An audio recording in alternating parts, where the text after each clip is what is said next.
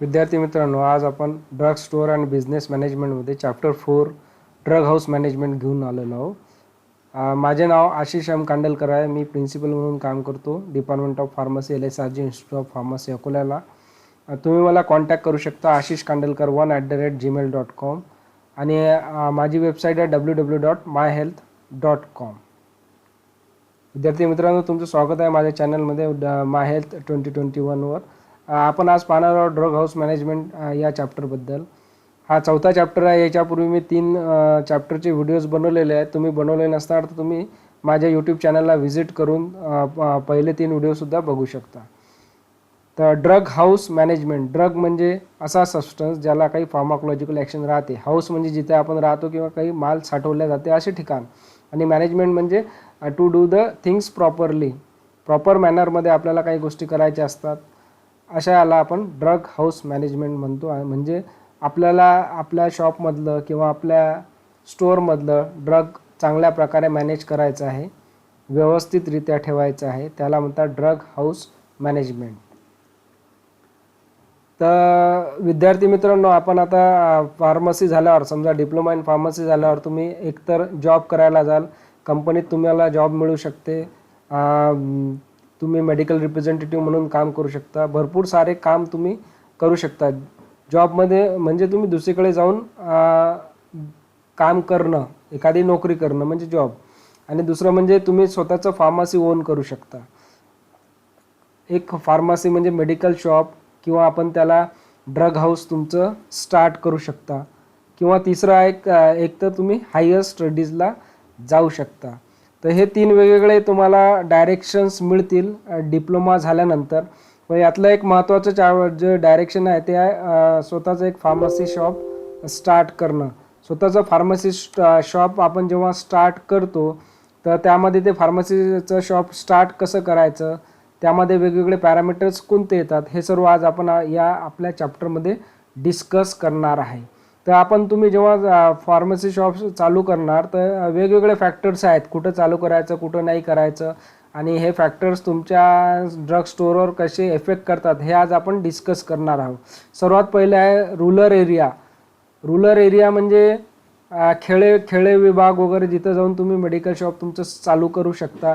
याचे रूरल एरियामध्ये medical shop चालू करण्याचे काही ॲडव्हान्टेजेस आहे, काही डिसॲडव्हान्टेजेस आहे. जसं ॲडव्हान्टेजेस हे आहे की इथं कॉम्पिटिशन खूप कमी असतो आणि तुम्ही जाऊन लवकरात लवकर तुमचं शॉप चालू करू शकता. जे तुम्हाला शॉप घेण्यासाठी, विकत घेण्यासाठी जो पैसा लागतो, फायनान्स लागतो, ते पण कमी लागते. याच्यानंतर रेंटवर घेतलं तर रेंटसुद्धा इथं कमी राहतो. याचा डिसॲडव्हान्टेज असा आहे की बहुतांश लोक एकदम मेडिकल शॉपमध्ये येत नाही, ते घरगुती उपचार वगैरे करत राहतात आणि खूप जास्त प्रॉब्लेम झाला तेव्हाच ते डॉक्टरांना भेटून मग मेडिकल शॉपमध्ये औषधी घ्यायला येतात. हा एक खूप मोठा डिसॲडव्हान्टेजेस आहे. दुसरा भाग आहे आपला अर्बन एरिया. अर्बन एरिया म्हणजे मेट्रो सिटी आलं, मोठमोठ्या सिटीज आल्या. इथे काय राहते की भरपूर सारे स्पेशालिस्ट डॉक्टर्स वगैरे अवेलेबल राहतात. याच्यामुळं होते काय की पेशंटला काही झालं तर हेल्थ अवेअर्स खूप राहतात. ते लवकरात लवकर डॉक्टरांना भेटतात. डॉक्टरांना भेटल्यानंतर ते डॉक्टरने जसे प्रिस्क्राईब केले मेडिसिन तसे घेतात. त्यामुळे इथं भरपूर स्कोप आहे अर्बन एरियामध्ये आपलं मेडिकल शॉप स्टार्ट करायचं. त्याच्यानंतर अदर्स येतील, नंबर ऑफ हॉस्पिटल्स. अदर्स म्हणजे काही फॅक्टर्स अफेक्ट करतात. जसे अदर्समध्ये नंबर ऑफ हॉस्पिटल पहिला मुद्दा आहे, दुसरा आहे नंबर ऑफ डॉक्टर्स आणि तिसरा मुद्दा आहे number of other medical stores. Number of hospital जेवढे जास्त राहतील तुमच्या बाजूला तेवढं तुम्हाला चांगला खूप जास्त स्कोप आहे, तेवढे तुमच्या मेडिकल शॉपमधून जास्तीत जास्त प्रिस्क्रिप्शन जनरेट होण्याचे चान्सेस आहे. नंतर नंबर ऑफ डॉक्टर्स जेवढे जास्त असतील तुमच्या मेडिकल शॉपला आजूबाजूला तेवढाच तुमचा फायदा आहे, तेवढे प्रिस्क्रिप्शन फ्लो तुमच्या मेडिकल शॉपमध्ये होत राहील. आणि तिसरा जो महत्त्वाचा मुद्दा आहे तो number of other medical stores. आता अदर मेडिकल स्टोअर असणं म्हणजे हा फायदेशीर पण आहे आणि नुकसान पण आहे. नुकसान असं आहे की प्रिस्क्रिप्शन तुमच्या दुकानापर्यंत किंवा तुमच्या फार्मसीपर्यंत येऊ शकते किंवा येऊ पण नाही शकत.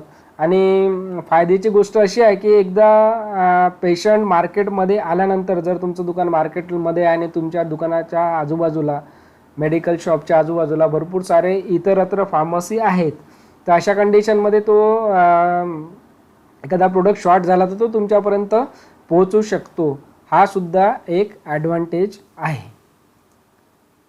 त्यानंतर factors affecting on drug store continue करूया आपण. चौथा फॅक्टर्स आहे बिझनेस लोकॅलिटी. जर तुमचं फार्मसी बिझनेस लोकॅलिटीमध्ये असेल तर तरीसुद्धा तुम्हाला खूप जास्त स्कोप आहे तुमचं फार्मसी चांगलं चालायचा. त्यानंतर नेक्स्ट पॅरामीटर आहे थिकली पॉप्युलेटेड रेसिडेन्शियल एरिया.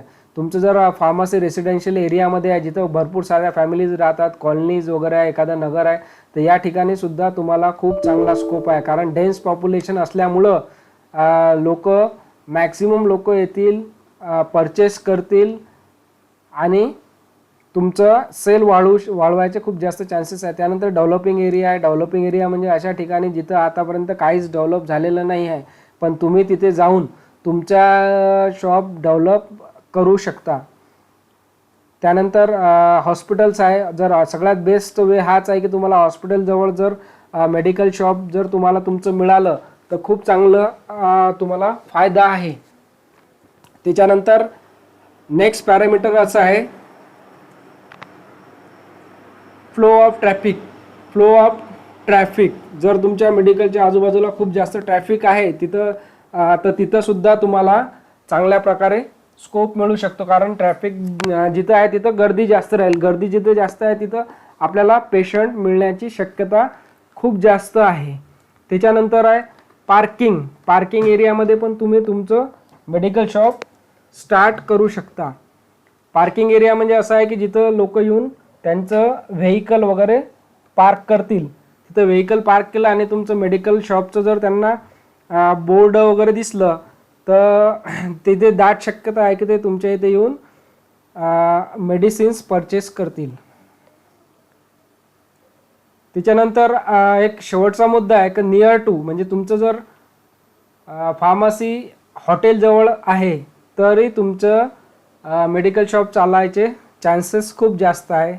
किंवा तुमचं जर मेडिकल शॉप सिनेमा हॉलजवळ आहे तिथे गर्दी राहील खूप जास्त, तर अशा ठिकाणी सुद्धा तुमचं मेडिकल शॉप चालायचे चान्सेस आहेत.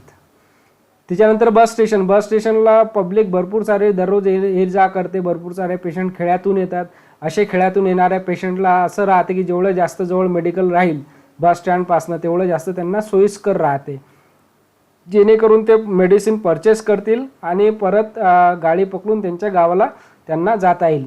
त्यानंतर रेल्वे स्टेशन जवळ सुद्धा असले तरी तुम्हाला खूप फायदेशीर आहे. कारण रेल्वे स्टेशन जवळून भरपूर सारे पब्लिक रोज ये जा करते. बाहेरच्या गावातनं लोक येतात, ट्रीटमेंट घेतात शहरात आणि ट्रीटमेंट घेऊन परत आपल्या गावी जातात. तर अशा ठिकाणी सुद्धा जर रेल्वे स्टेशन जवळ सुद्धा भरपूर पब्लिक असल्यामुळं सुद्धा तुमचं फार्मसी चांगल्या प्रकारे चालू शकते. त्यानंतर आता आपण मित्र बघणार आहे लेआउट ऑफ फार्मसी. तर लेआउट ऑफ फार्मसी शॉप जसं ड्रग स्टोअर आहे आपलं, जर याच्यामध्ये खूप जास्त आपल्याला सक्सेस पाहिजे असणार तर ते लेआउटवर खूप डिपेंड करते. फर्स्ट आपण मुद्दा पाहिलाच लोकेशन कुठं असायला पाहिजे, काय असायला पाहिजे, या सर्व गोष्टी आपण बघितलेल्याच आहे. दुसरा मुद्दा आहे लेआउट अँड डिझाईन. तुमच्या मेडिकल शॉपचं लेआउट कसं राहायला पाहिजे आणि आतली डिझाईन कशी राहायला पाहिजे यावर सुद्धा आपण भरपूर बोलणार आहोत. याच्या थर्ड मुद्दा जो आहे हा इट्स प्रोफेशनल मॅनेजमेंट. तुम्ही तुमचं फार्मसी शॉप कशा प्रकारे मॅनेजमेंट करता. आणि तुमचं चौथा मुद्दा जो आहे तो साऊंड फायनान्शियल पोझिशन पाहिजे. म्हणजे बिझनेसमध्ये कसं राहते, अप्स अँड डाऊन्स राहतात.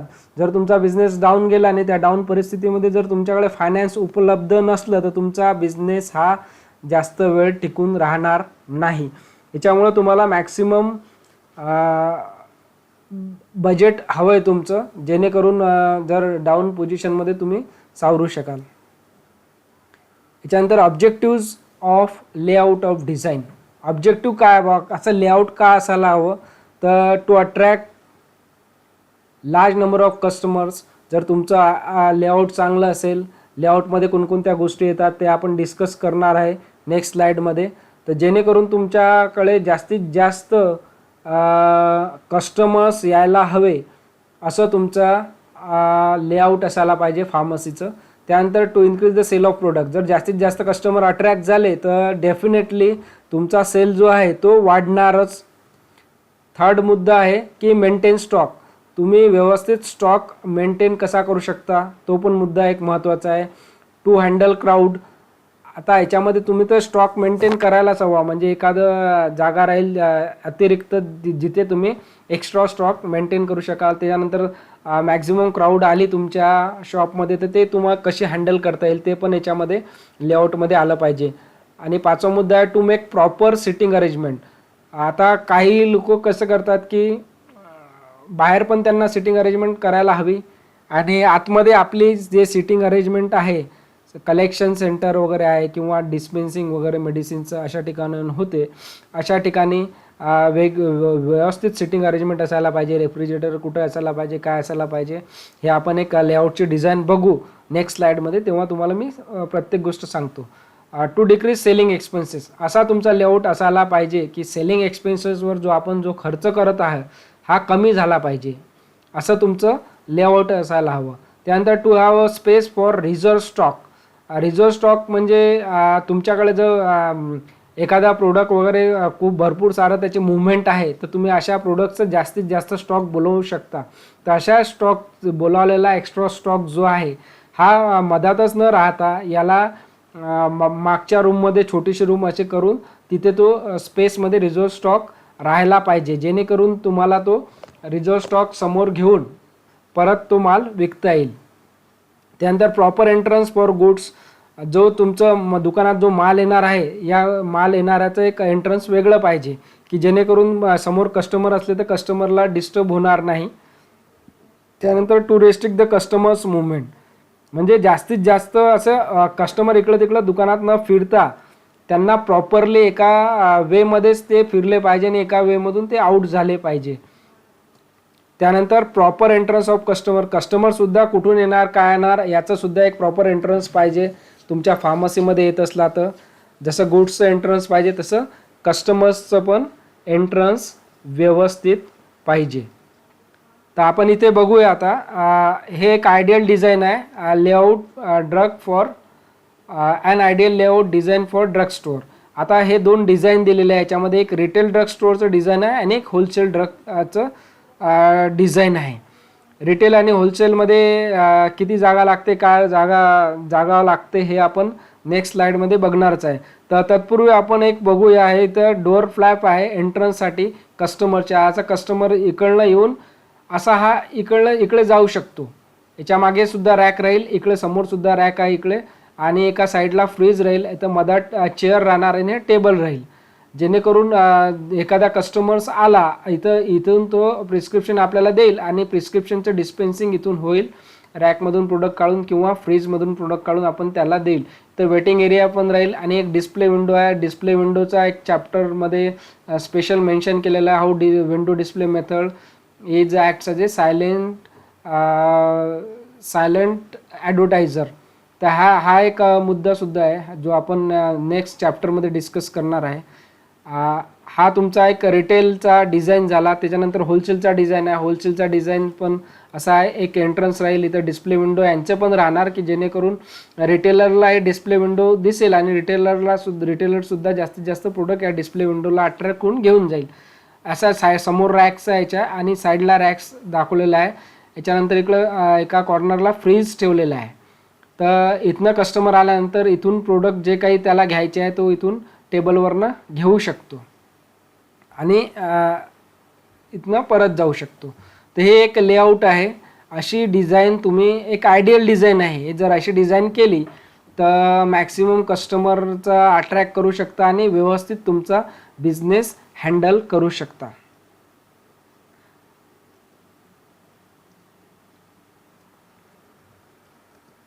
त्यानंतर legal aspect of drug store. Legal aspect म्हणजे आता तुम्हाला ड्रग स्टोअर स्टार्ट करायचं आहे तर लिगली तुम्हाला काय कोणते डॉक्युमेंट्स लागतील. मिनिमम क्वालिफिकेशन डी फार्म किंवा बी फार्म, आपल्याला फार्मसी शॉप जर स्टार्ट करायचं असलं तर मिनिमम क्वालिफिकेशन आहे डी फार्म तरी राहायला हवा. मिनिमम स्पेस त्यांनी दिलेला आहे तेवढा स्पेस तुमचा शॉपचा असायला हवा.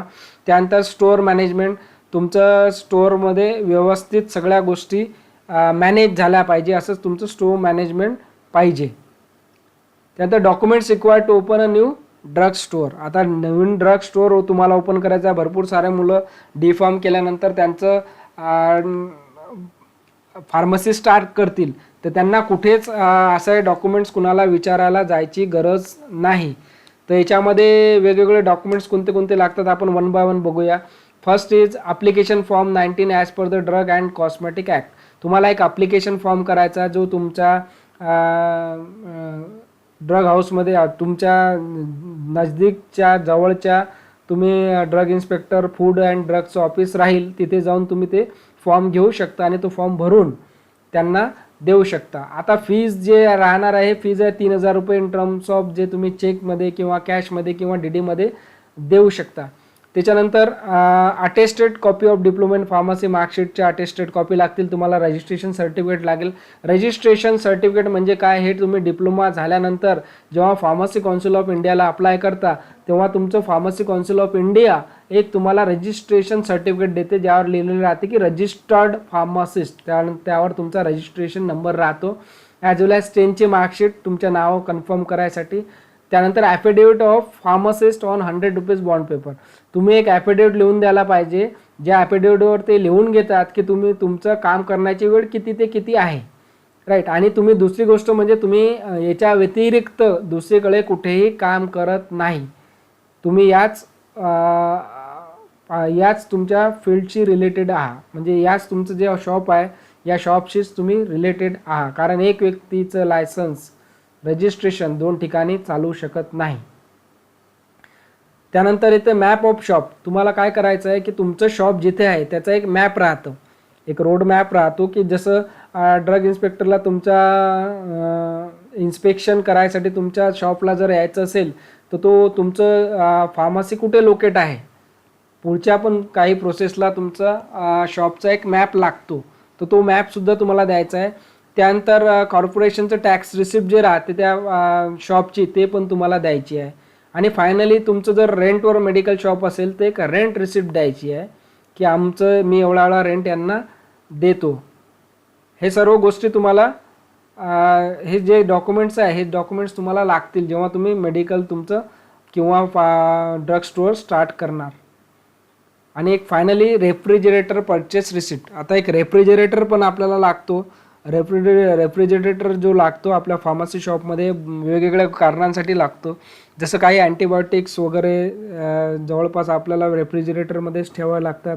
त्यानंतर काही इंजेक्शन्स असतात, त्यानंतर व्हॅक्सिन्स असतात, यांचं एक टेम्परेचर खूप कमी लागतं. तर अशा कंडिशनमध्ये तुमच्याकडे रेफ्रिजरेटर असणं आवश्यक आहे. आणि ते रेफ्रिजरेटर तुम्ही परचेस केलेलं आहे आणि ते परचेस रिसिप्ट तुम्हाला DA ऑफिसला सबमिट करायची आहे. याच्यानंतर importance and objective of purchasing.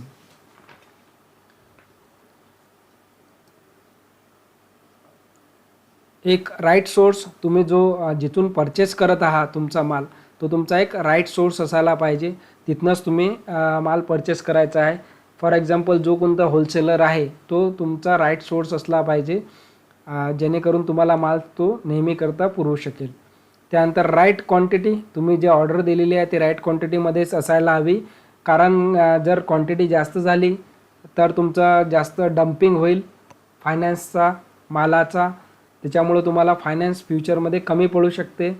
जर कमी असलं स्टॉक तरी तुम्हाला जर शॉर्ट झाला माल तरी तुम्हाला प्रॉब्लेम येऊ शकतो, तुमचा बिझनेस कमी होऊ शकतो. म्हणून राईट क्वांटिटीमध्ये प्रोडक्ट ऑर्डर करायला पाहिजे. त्यानंतर राईट क्वालिटी. जे क्वालिटीचं प्रोडक्ट पाहिजे तुम्हाला तेच मिळालं पाहिजे. असं दुसरं प्रोडक्ट किंवा सबस्टिट्यूट स्टँडर्ड ड्रग तुम्हाला मिळायला नको.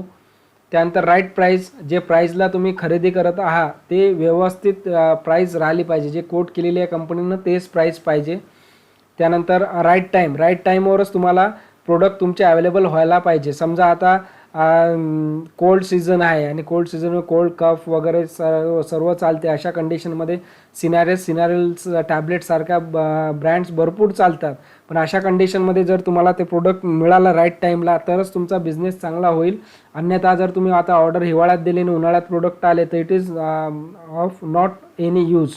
तर असं राईट टाईमला तुम्हाला प्रोडक्ट्स मिळायला पाहिजे. त्याच्यानंतर आहे राईट प्लेस डिलिव्हरी. राईट प्लेसलाच तुमचं ते आला पाहिजे माल, तुम्ही जिथून ऑर्डर दिली तिथंच आला पाहिजे आणि तिथंच तो माल डिलिव्हर झाला पाहिजे. आणि राईट मोड ऑफ ट्रान्सपोर्टेशनसुद्धा राईट मोडवालं पाहिजे. म्हणजे एखादा पेशंट सिरियस आहे आणि तुम्हाला एखादा प्रोडक्टची ऑर्डर दिली आणि तो जर सायकलने घेऊन आला माल, तर it's very time consuming process. तर त्यांनी बाईकने वगैरे घेऊन फास्ट डिलिव्हरी तुम्हाला द्यायला हवी. हे एक एक्सपेक्टेशन आहे. राईट मोड ऑफ ट्रान्सपोर्टेशन आपल्याकडून सुद्धा असायला हवं आणि होलसेलरकडून सुद्धा असायला हवं.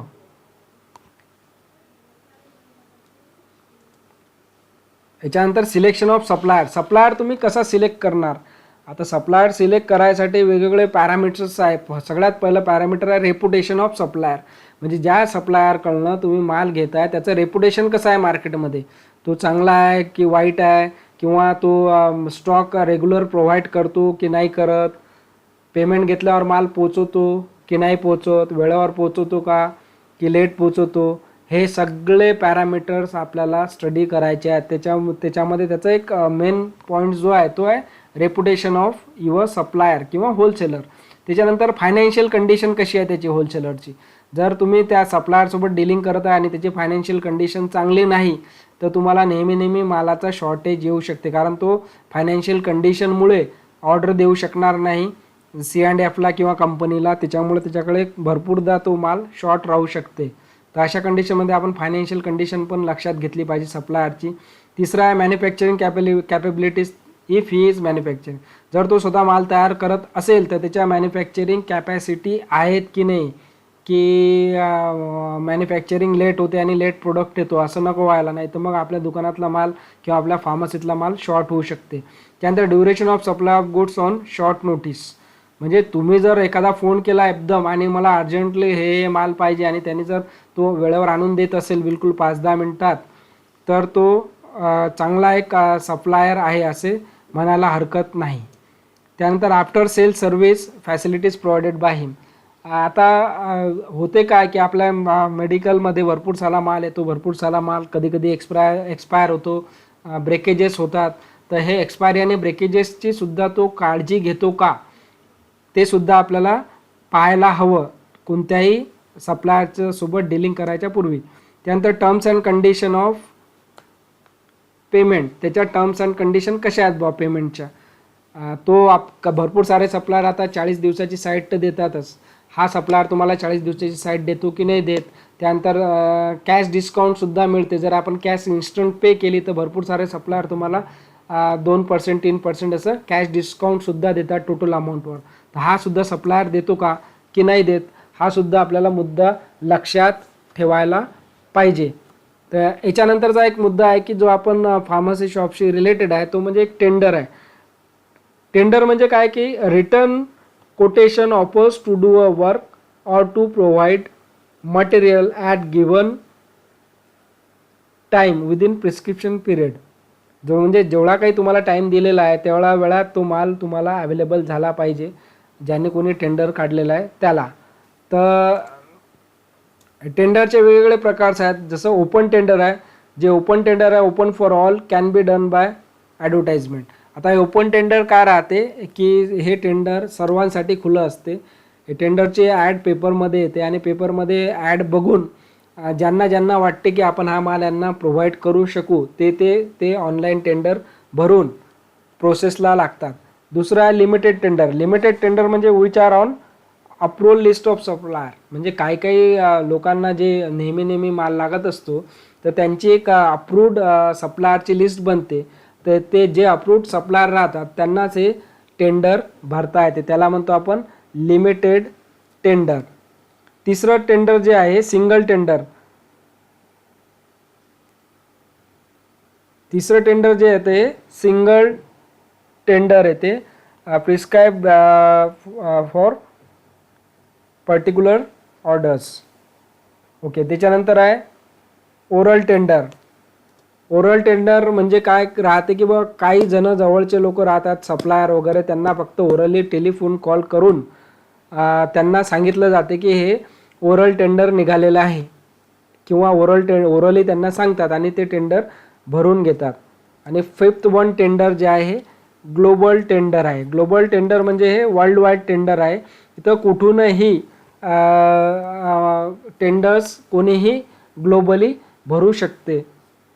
ओके, आता टेंडर्सच्या बाबतीत अजून सांगायचं झाल्यास जसं हॉस्पिटलमध्ये वगैरे जो काही माल लार्ज क्वांटिटीमध्ये लागतो अशा मालासाठी टेंडर्स निघतात काही.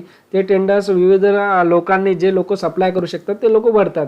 जर आपण हॉस्पिटलचा एक्झाम्पल घेतलं, एखादं गव्हर्नमेंट हॉस्पिटल आहे त्याचे टेंडर्स निघतात औषधांसाठी.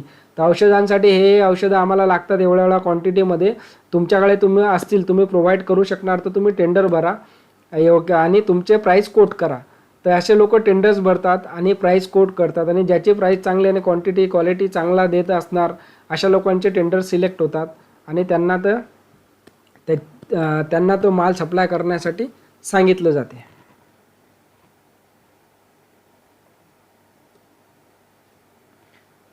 ओके, एक मुद्दा असा आहे की सिंगल टेंडरचा मी सांगून देतो तुम्हाला. सिंगल टेंडर म्हणजे काय राहतात की बाबा रिपीटेड ऑर्डर, म्हणजे एखाद्याकडनं आपण टेंडर घेतलं आणि त्यांनी ते टेंडर भरलं आणि त्यांनी तो तुझा माल सप्लाय केला, आपण एखादा प्रोडक्ट काही शॉर्ट झालं परत लागलं तर आपण सेम माणसांकडून ते टेंडर भरून घेऊ शकतो, म्हणजे ते रिपीट ऑर्डर देऊ शकतो. याच्यानंतर storage of drugs. Storage of drug, आता तुमचा फार्मसी तुम्ही स्टार्ट केलं आणि आता स्टोरेज कसं करणार हे सुद्धा या चॅप्टरमध्ये चांगल्या प्रकारे शिकवलं जाते. याच्यामध्ये अकॉर्डिंग टू मॅन्युफॅक्चरर्स, म्हणजे भरपूर सारे मॅन्युफॅक्चर येतात, जसे सिप्ला आहे, टोरेंट आहे, ग्लॅक्सो आहे, सन फार्मा आहे, कॅडिला आहे, झायडस आहे, असं वेगवेगळे ज्या कंपन्या आहेत त्या कंपन्यांचा माल तुमच्या शॉपमध्ये किंवा फार्मसीमध्ये तुम्ही ठेवू शकता ॲज पर कंपनी नेम. त्याच्यानंतर according to pharmacological action. According to pharmacological action म्हणजे तुम्ही हे ड्रग, जसे काही ड्रग अँटी हायपरटेन्सिव्ह आहे, ते अँटी हायपरटेन्सिव्ह ड्रग वेगळे, अँटी डायबेटिक ड्रग वेगळे, अँटी लिपिडेमिक वेगळे,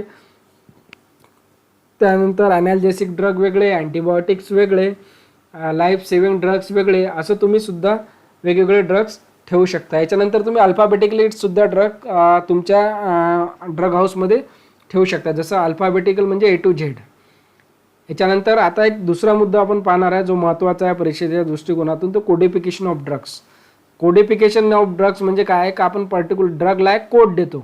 जसं फॉर एक्झाम्पल जशी आम्ही तुमची अटेंडन्स क्लासमध्ये घेतो, तर अटेंडन्स क्लासमध्ये घेतो तर नेहमी नावाने प्रत्येक विद्यार्थ्याला ओळखत नाही, पण हे अटेंडन्स कमीत कमी शॉर्ट पिरियडमध्ये जर करायचं असेल तर आपण याला काय करतो की एक रोल नंबर्स देतो किंवा एक रोल नंबर्स देतो. तर त्या रोल नंबर्सनुसार तुम्ही तुमची अटेंडन्स देता, त्या रोल नंबरसुद्धा सर्व तुम्ही डॉक्युमेंटेशन फिलअप करतात, त्याला म्हणतात एक कोड देणं. तर हे कोड्स कसं देऊ शकता, पण एक अल्फाबेटिकल मेथड आहे. अल्फाबेटिकल मेथड म्हणजे as per alphabets. For example A to Z. समजा आता तुमचा मेडिकल तुम्ही स्टार्ट केलेला आहे, त्याच्यामध्ये छोटे छोटे तुम्ही बॉक्सेस करून राहणार. अल्फाबेटिकल Aचा बॉक्सचा डबा वेगळा, Bचा बॉक्सचा डबा वेगळा, Cच्या बॉक्सचा डबा वेगळा. फॉर एक्झाम्पल मला क्रोसिन पाहिजे आहे तर मी डायरेक्टली सीवाल्या बॉक्समध्ये जाईल, त्यामध्ये क्रोसिन पाहिल, राईट. आता याच्यामध्ये होणार काय की बॉस सीवाले खूप झाले तर 2 बॉक्स होतील, मग 3 होतील, 4 होतील, 5 होतील, CA, CB, CC, CD, CE असे बॉक्सेस तयार होतील, राईट. आणि आजकाल हीच मेथड जास्त प्रमाणात चालू आहे, अल्फाबेटिकल मेथड. तुम्ही गेले आणि एखाद्या डॉक्टरने प्रिस्क्रिप्शन लिहिलं, समजा अल्प्रॅक्स लिहिलं, तर तो डायरेक्टली जाऊन एवाल्या रॅकमध्ये बघणार आणि एवाल्या रॅकमध्ये तो Aचा डबा पाहणार, अल्प्रॅक्सनुसार तो ते डिस्पेन्स डब्यामधून काढून ते स्ट्रिप डिस्पेन्स करेल. त्यानंतर निमोनिक मेथड. निमोनिक मेथड म्हणजे काय, कोडिंग देतो. फॉर एक्झाम्पल ॲस्पिरिनला 80 देऊ शकता, ॲस्पिरिन विथ पॅरासिटामॉल असलं तर ATP देऊ शकता, याला म्हणतात निमोनिक मेथड. त्यानंतर डेसिमल मेथड आहे. डेसिमल मेथड म्हणजे काही डेसिमल पॉईंट्स राहतात, जसे 16.1, 16.1, 0.1 किंवा 16.2, 16.3, 17.3 असे डेसिमल सिस्टीममध्ये तुम्ही देऊ शकता. म्हणजे 16.1ला तुम्ही जसं पॅरासिटामॉल असेल तर पॅरासिटामॉलला देऊ शकता, 16.2ला अल्प्रॅक्स असेल अल्प्रॅक्सला देऊ शकता, असे डेसिमल राहतात. आणि याची एंट्री सर्व आपल्या रजिस्टरमध्ये राहते. रजिस्टरमध्ये आपण ते पाहून इझिली सांगू शकतो की 16.1 किंवा 16.2 कशाला म्हणतात. त्यानंतर ब्लॉक सिस्टीम आहे. आता ब्लॉक सिस्टीममध्ये प्रत्येक ड्रग आलेला आपल्या रजिस्टरमध्ये तर एंट्री होतेच. 100 ते 200च्या ब्लॉकमध्ये तुम्ही जर समजा फॉर एक्झाम्पल ब्लॉक तयार केले आणि या ब्लॉकला तुम्ही अँटी हायपरटेन्सिव्ह ड्रग समजा 100 ते 200च्या दरम्यान जे ब्लॉक्स राहतील तुमचे बॉक्सेस राहतील, ज्या बॉक्समध्ये तुम्ही स्टोअर केलेलं आहे ते अँटी हायपरटेन्सिव्हचे राहतील. त्यानंतर 200 ते 400 ब्लॉक जे आहेत त्या ब्लॉकला तुम्ही अँटी पायरेटिक ड्रग्स ठेवू शकता. म्हणजे एखादं प्रिस्क्रिप्शन आला क्रोसिन आहे, क्रोसिन तर मग आता कोणते 200 ते 400च्या ब्लॉकमध्ये क्रोसिन आहे आणि ते पर्टिक्युलर कुठे आहे, 201ला आहे, 203ला आहे, ते तुम्हाला तुमच्या रजिस्टरमध्ये नोंद दिसेल आणि हळूहळू तुम्हाला या गोष्टीची सवय होईल आणि तुम्ही पटकन ते ब्रँड आणू शकाल. त्यानंतर एक न्यूमरिक मेथड आहे. न्यूमरिक मेथड्स म्हणजे नंबर्स देतात. समजा पॅरासिटामॉल आहे, पॅरासिटामॉलला एक नंबर दिला. त्यानंतर डायबेटायसरला म्हणजे अँटी डायबेटिक प्रिपरेशन आहे त्याला 5 नंबर दिला. अँटी हायपरटेन्सिव्ह ड्रगला 1 ते 10 दिला, जे काही असेल. तर असं तुम्ही करू शकता. पण यातले बेस्ट मेथड जे आजकाल फॉलो केले जाते हे अल्फाबेटिकल मेथड आहे. A to Z म्हणजे A to Z नुसार प्रोडक्ट्स ठेवले जातात आणि हे खूप प्रचलित मेथड आहे. त्यानंतर एक फायनल मेथड जे आहे combination method. This method is दोन्ही यूज करतात, यात न्यूमरिकलही मेथड करतात आणि न्यूमोनिक मेथड यूज करतात. मिक्स आहे ही मेथड. त्यानंतर retail price of drug formulation. Retail price म्हणजे आता काय होते, सर्व ड्रग मॅन्युफॅक्चर झाल्यानंतर सगळा कॉस्ट किती लागला, काय लागला, सगळ्या गोष्टीचा विचारात घेऊन त्या ड्रगची प्राइस किती होईल. तर हे याच्यासाठी एक फॉर्म्युला आहे जो एक्झाममध्ये नेहमी विचारला जातो. तर तो फॉर्म्युला असा आहे की RP is equal to in bracket MC plus CC plus PM plus PC bracket complete into 1 plus MAPE bracket complete plus ED. आता याच्यामध्ये बघूया आपण. RP म्हणजे रिटेल प्राइस, MC म्हणजे मटेरियल कॉस्ट, CC म्हणजे कन्व्हर्जन कॉस्ट, PM म्हणजे cost of packaging material, त्यानंतर PC म्हणजे पॅकेट चार्जेस, त्यानंतर MAPE म्हणजे maximum allowable post manufacturing expenses. हे सर्व गोष्टी त्यामध्ये येतात. तर 1 बाय 1 आपण पाहू. रिटेल प्राइस म्हणजे आपण ज्या मॅक्झिमम रिटेल प्राइस आपल्या प्रत्येक स्ट्रीपवर बॉटलवर लिहिलेली राहते ती त्याला रिटेल प्राइस म्हणतात. त्यानंतर मटेरियल कॉस्ट म्हणजे तुम्ही जे मटेरियल घेतलं आहे बल्क मटेरियल ते कितीचं झालं त्याची कॉस्ट. कन्व्हर्जन कॉस्ट, रिटेल म्हणजे मटेरियल करून तुला कन्व्हर्ट करून त्याची कॉस्ट किती पडली तुम्हाला, ते कॉस्ट तुम्हाला कन्व्हर्जन कॉस्टमध्ये येईल. त्यानंतर कॉस्ट ऑफ पॅकिंग मटेरियल, तुम्हाला पॅकिंग मटेरियल काय काय लागलं त्याचं येईल. आणि पॅकेट मटेरियल तुम्ही पॅक करायसाठी कोणकोणते